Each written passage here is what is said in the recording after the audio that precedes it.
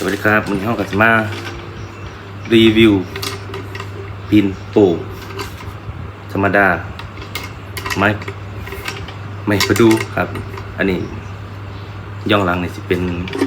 ไม้เมเปิลบานนี่จะเป็นไม้มะลิ3 สาย15 เฟสลูกบิดละเอียดย่างดีครับลูกบิด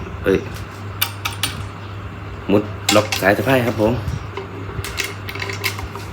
แล้วก็อินเลย์เปลือกหอยนะไปฟังเสียงกันนะผม